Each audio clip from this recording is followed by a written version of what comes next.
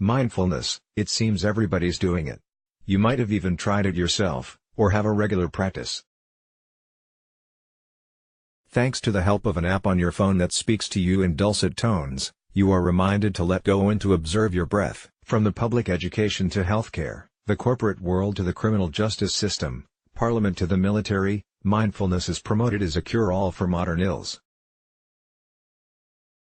Yet the evidence for the efficacy of mindfulness is not strong. In an article published in Perspectives on Psychological Science, a number of psychologists and cognitive scientists warn that despite the hype, scientific data on mindfulness is limited.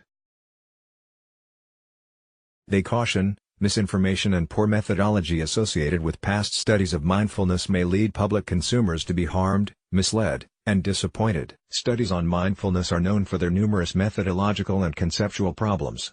This includes small sample sizes, lack of control groups, and insufficient use of valid measures. To this list, the possibility of competing interests can also be added. In a recent example, the mega-journal PLOS One retracted a meta-analysis on mindfulness after concerns were raised over the methodology behind the results, including double counting and incorrect effect estimates. The PLOS retraction also cited undeclared financial conflicts of interest by the authors. The journal noted that none of the authors agreed with the retraction.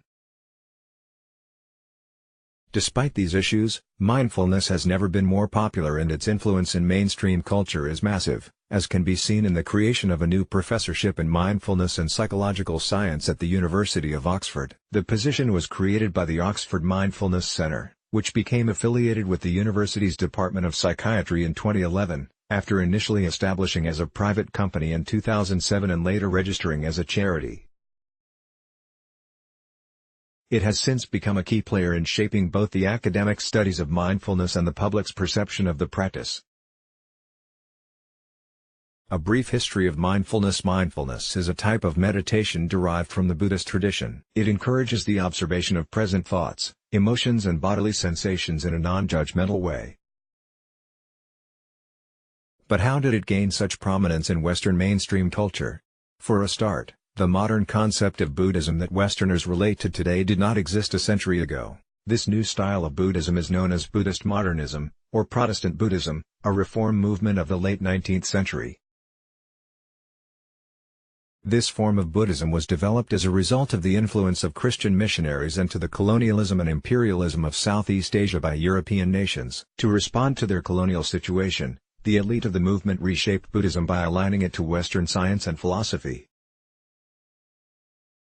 This was done by representing Buddhism as rational, universal and compatible with science, with an emphasis placed upon meditation and personal reflection. The advocates of this reform projected modern Western values onto Buddhist teachings who claimed to teach the pure Buddhism as taught by the historical Buddha himself.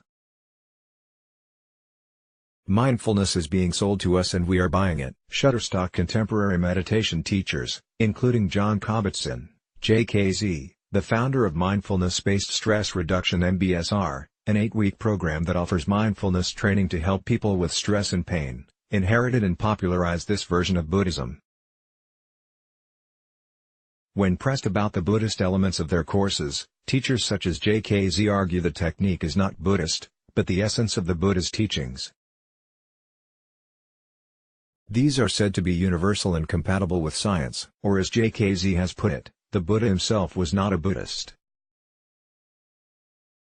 These associations with Buddhism allows advocates of mindfulness to relish the legitimacy associated with the historical Buddha, yet at the same time avoid any undesired religious connotations. Likewise, when mindfulness is declared as universal, then it seems to be less about Buddhism and more about our basic human ability.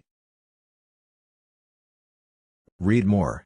Mindfulness. Buddhism is sold to you by neoliberals. Science and mindfulness. The idea that mindfulness is secular because it is scientifically tested is a common strategy used by advocates of mindfulness to disassociate the practice from its religious foundation and to promote it in clinical and educational settings. It is well documented that JKZ intentionally downplayed the Buddhist roots of mindfulness to introduce it in clinical settings.